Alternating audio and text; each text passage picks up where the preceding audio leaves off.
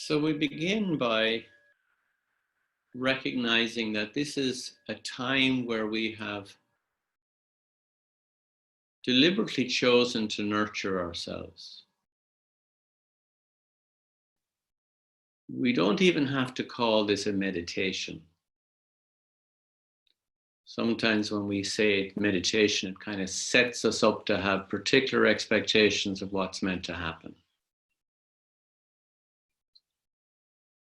But if you open to the idea that we're here to support each other and to take in some nourishment. Nourishment is not exclusively something that has to come by way of food. So as always, we begin by checking in with those supports that the ground beneath us offers us.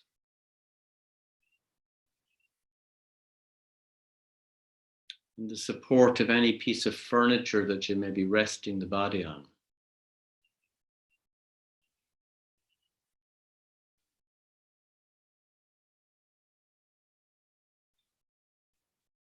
Experiencing the full weight of the body.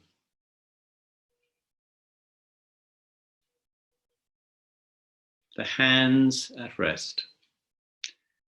And I'd like you for this meditation to keep the eyes open, at least for most of the time. But you always have the option to close them. So taking a moment now to look around the space where you find yourself in.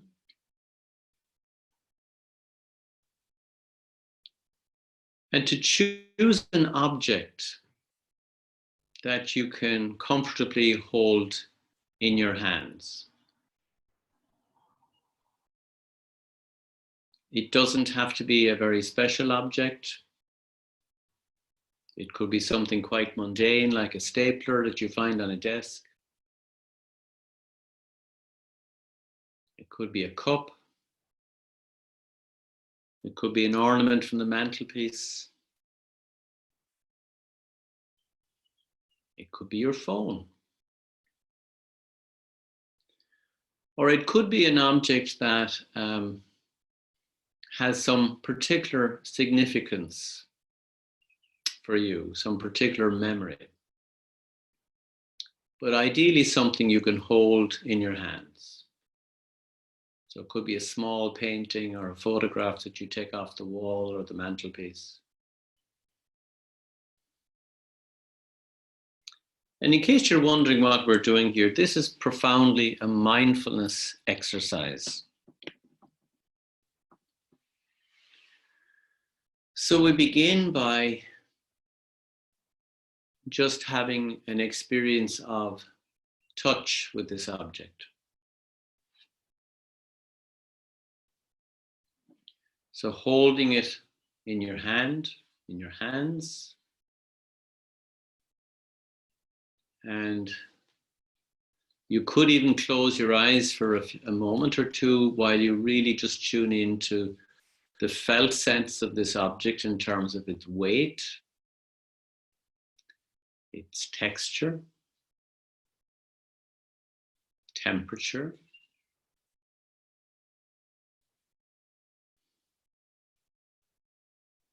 the feel against the skin.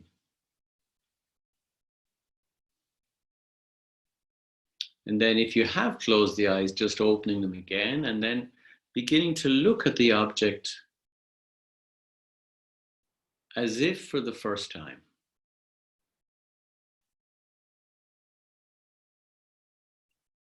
So it might be helpful to just look at it with very fresh eyes, beginner's mind. Or as a young baby might look at an object for the first viewing. Seeing its shape,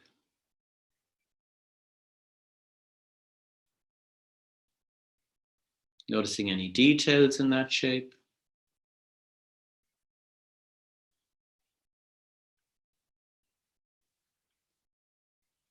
And looking at the color or colors.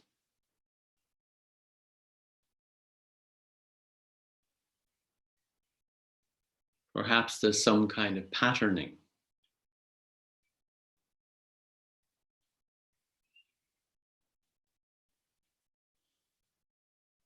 And if you're looking at a picture, of course, there's always the possibility that you get lost in the details of the picture. So remembering to ground yourself with the awareness of feet on floor and body on chair.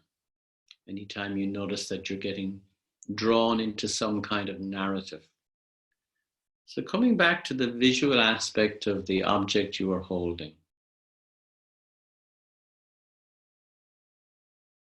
So if it's a simple object of seemingly one color, just looking again to see if there's any gradations in color in terms of how the light might be falling on it from one angle or another.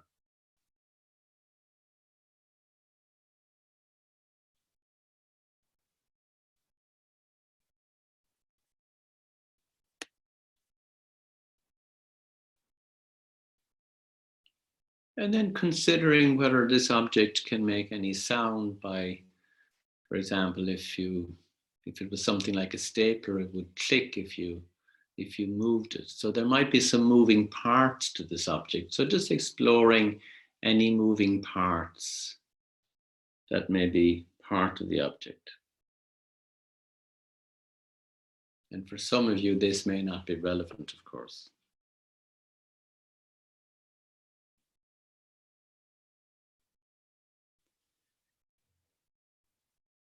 And then if it's a practical object, you may explore its function.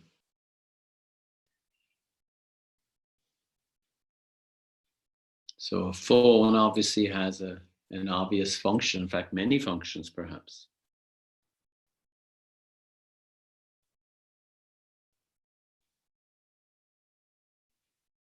And if it's a souvenir or an ornament, it may not have an obvious function, but it still may give something that nourishes us.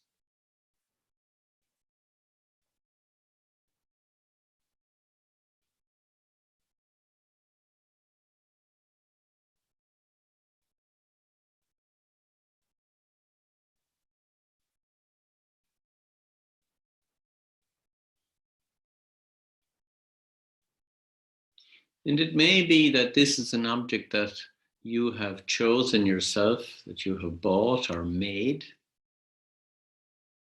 or maybe even grown.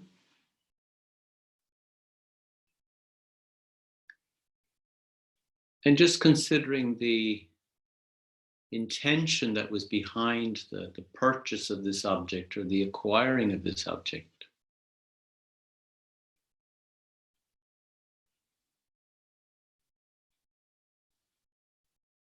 It could be a lamp or a bowl or a statue.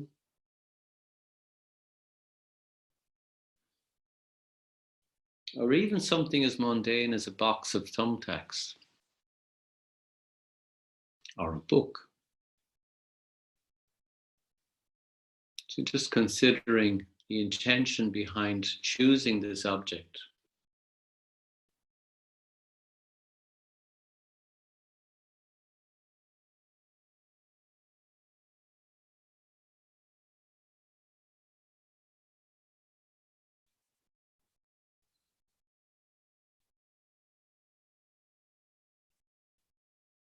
If it's a thing of beauty, it may be that it has a particular resonance for you, somehow reflecting some inner quality in you.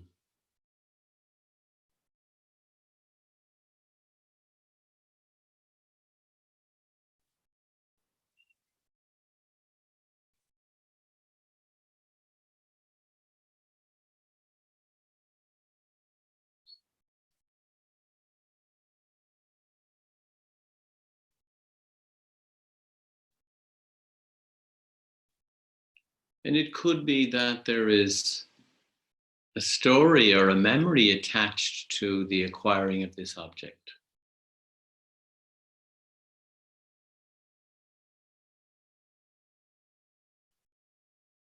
And of course, the possibility here is that we can easily get distracted if we go too far into the story, but maybe there is some moment of joy or a recollection of a special time when this object was acquired.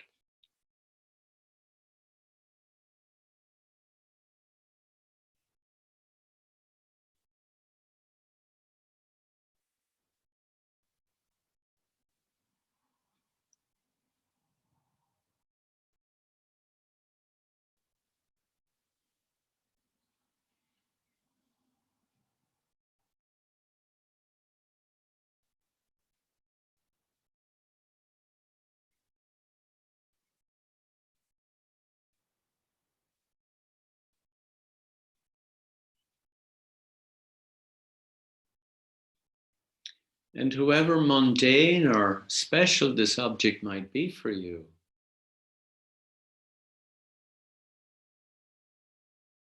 there is an invitation to hold it with a sense of gratitude, if that feels comfortable for you to do right now. And if it doesn't, because you're going through a difficult time or not feeling well, then you can just let that one go completely if you wish.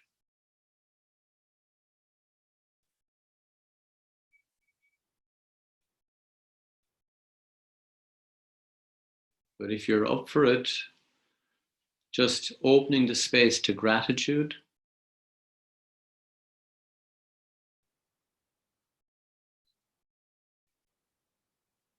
It could be gratitude for an unwashed potato in the hand,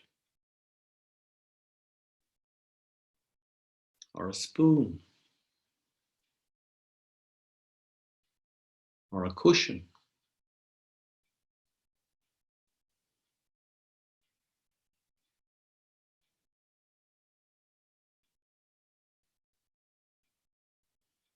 And noticing that the word gratitude has within it the word attitude.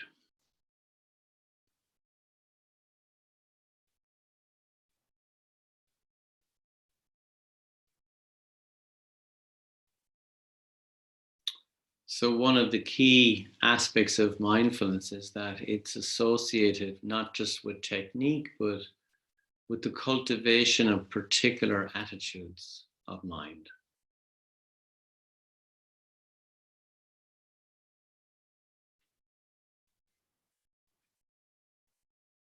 And we know from recent psychological research that the fostering of gratitude in an intentional way can support our happiness.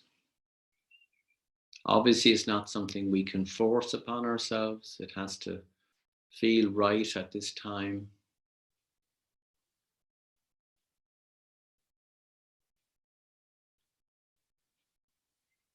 And noticing in the body right now, if you are going with the idea of having gratitude for this object before you, how does that pan out in the body?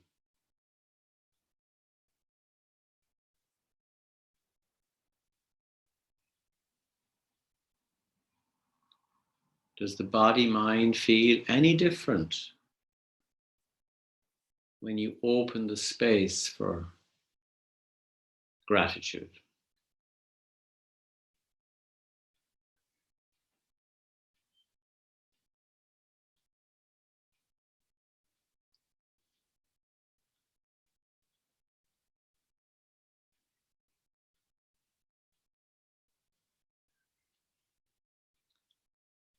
And also opening to the possibility that there may be resistance to feeling gratitude.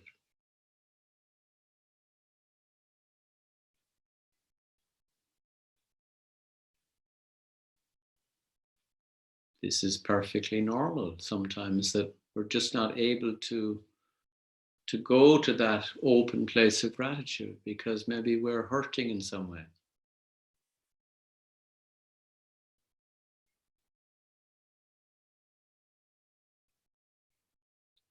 So simply allowing whatever your experience is to be as it is,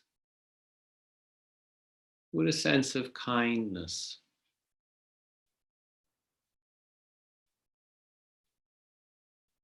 As best you can, with a sense of affection for yourself, whatever you're able to do right now with this practice.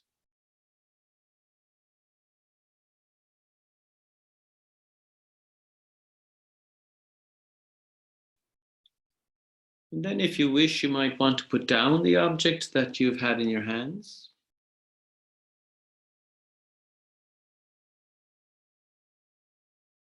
And inviting you to close the eyes if you've had them open. But at all times you have choice as to how you wish to go with this.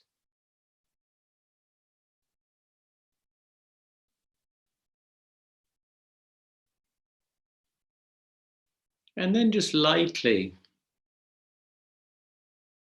playing with the imagination, see, are there other objects in your place of dwelling? Mundane objects, ordinary objects are good because these are the ones we take for granted and hardly notice. Are there other objects that allow you to experience a sense of nourishment? Whether quite literally through a knife or a fork or a spoon, plate or a bowl.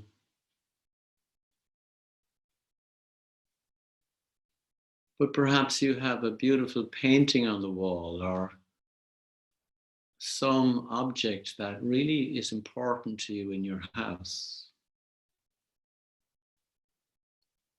including an item of clothing.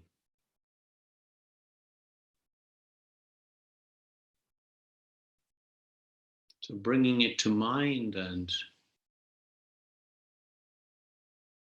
just exploring how it nourishes you,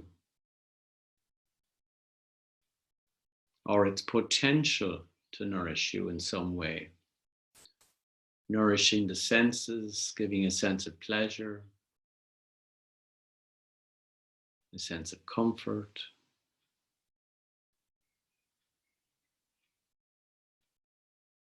Perhaps the support of a favorite armchair.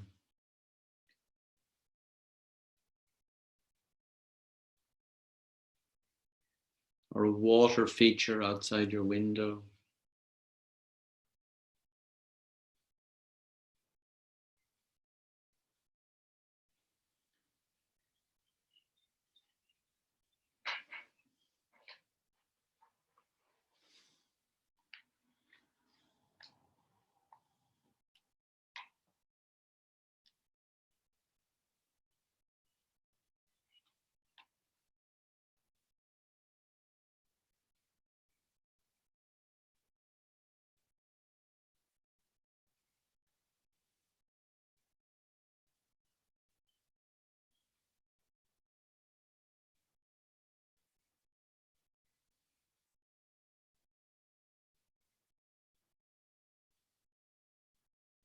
And just widening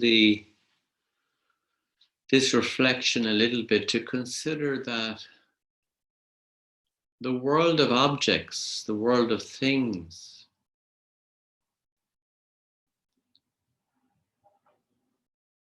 particularly things made by human beings, have all started out as an idea in somebody's mind. Some power of imagination has been involved in designing a table or a pencil or a bottle opener.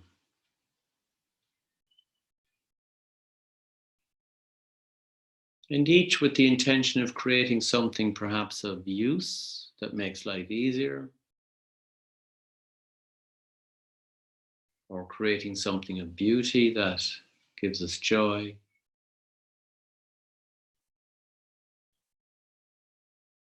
And sometimes we have objects that do both at the same time.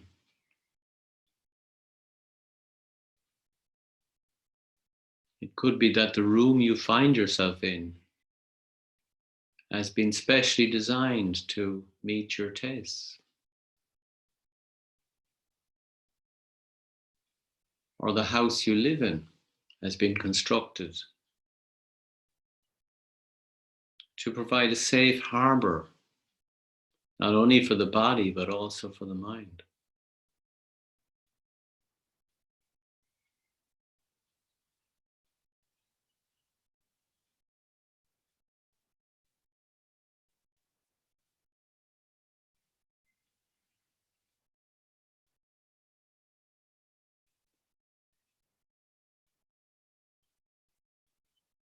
So as we come to the end of the meditation, we're coming back to the sense of the body being supported once again by the physical object of the chair or the bed, and the feet supported by the physicality of the floor beneath you. Physical support in the service of mental and emotional support. I'd like to end a little bit unusually today by reading a poem, but it's really more like a riddle. So if I told you the name of the poem, that would be telling you too much. And what I'm going to do is I'm going to read the poem. There's only a few lines. And I'm going to see if you can guess the object. And then when we turn on the microphones, I'd be interested to hear what object you think is being described. So just being a little bit playful here right now. Here is the poem. I receive only to give away. My life is simple and full of surrender. I'm picked up, put down. In the end, I'm always made clean or broken.